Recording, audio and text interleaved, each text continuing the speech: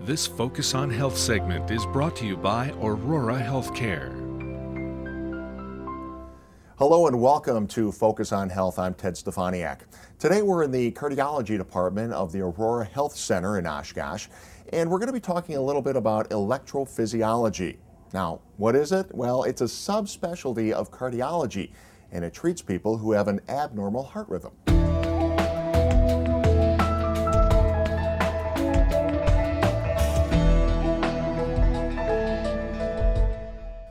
Joining us now to discuss electrophysiology is Dr. Mortada. Thanks for joining us. Why don't we start by talking a little bit about the difference between a cardiologist and an electrophysiologist? Very good question. Basically, the heart has three parts: is the muscles, the vessels. I'm not sure if you can see it here. Those are the vessels, and the electricity of the heart. So the cardiologist is basically a plumber, if you want to call it like a plumber. He takes care of the muscles and the vessels. As far as the electrophysiologist is electrician of the heart, if you want to call it, takes care of the rhythm problems of the heart. Okay. When should a person go see an electrophysiologist? Well, if you do feel any palpitation, if you feel any skipping heartbeats, if you feel dizzy, lightheaded, if you faint, if you have a fast heartbeat, if you have slow heartbeat, if you have weak heart, all those are the ones which have to trigger you to see an electrophysiologist. Either you call yourself or you ask your primary physician. Okay, a lot of different situations there. How do you treat a person that has a faster heartbeat? Okay. The fast heartbeat could be related to multiple causes, multiple rhythm problems. Some of them are from the upper part of the heart. Some of them comes from the lower part of the heart. The ones from the upper part of the heart could be like atrial fibrillation. Sometimes we treat that with medication or even cardioversion. Some of those are because an electrical circuit happens in the upper part of the heart. What we do is we do electrical evaluation. What I mean by that is putting catheters inside the heart, find out where's the circuit. As soon as we find out where's the circuit, we can burn that circuit. What we call medical term or terminology is ablation. So we can burn that circuit and get rid of it so the patient will have no fast heartbeat in the future and there's no need for medication. The way how we do it is by doing something like cardiac catheterization, but we don't put tube, we don't inject dye. That is the plumber job, the cardiologist job. Our job is putting wires inside those tubes all the way up to the heart, find out where is the circuit and do the burns. Now, if this fast heartbeat is related to the heart rhythm in the lower part of the heart, like what we call ventricular tachycardia, those are dangerous. Those can kill a person. So at that scenario or at that moment, what we do is we implant a defibrillator. So when we talk about defibrillators, a lot of people know a lot about pacemakers. I've heard of pacemakers, but what's the difference between a defibrillator and a pacemaker? Good question. This is an example of a defibrillator. Basically, defibrillator and pacemakers are devices we implant, okay? The defibrillator job is to monitor your heart 24/7. It doesn't do anything unless you have this fast heartbeat which comes from the lower part of the heart, which we call the ventricular tachycardia.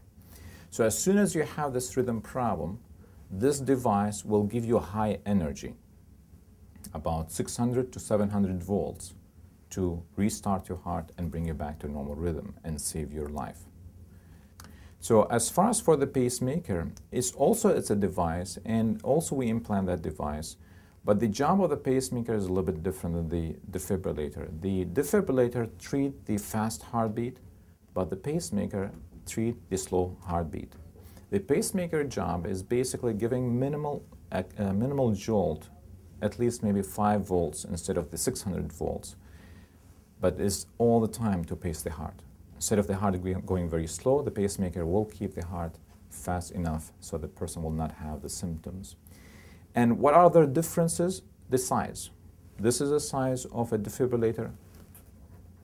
This is the size of the pacemaker. The pacemakers are half size of the defibrillator. The reason is defibrillator have to give high energy jolt. The pacemaker have only minimal energy jolts every time it's pacing the heart. So that's the reason why the size is different. Every pacemaker is not a defibrillator, but every defibrillator, it has a pacemaker capability as well. Okay. So if somebody needs one of those devices, how is it implanted? It's, from my standpoint, in my opinion, it's very simple how to implant it. But for a person, it's the first time having a defibrillator or a pacemaker to implant. Basically, what we do is we bring the patient to the lab. We give him medication, make him sleepy, relaxed, so he don't feel anything. It's not under general anesthesia. It's just conscious sedation. It's basically, the patient is in la-la land, if you want to call it.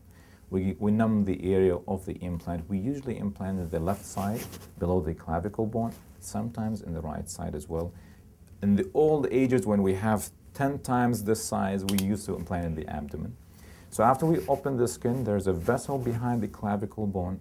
We put the wire. This is an example of a wire we call a lead. We put that through that vessel, which goes all the way down to the heart. As soon as we put it in the right place which we'd like to put it in, we suture that on the muscle so it does not come out or in.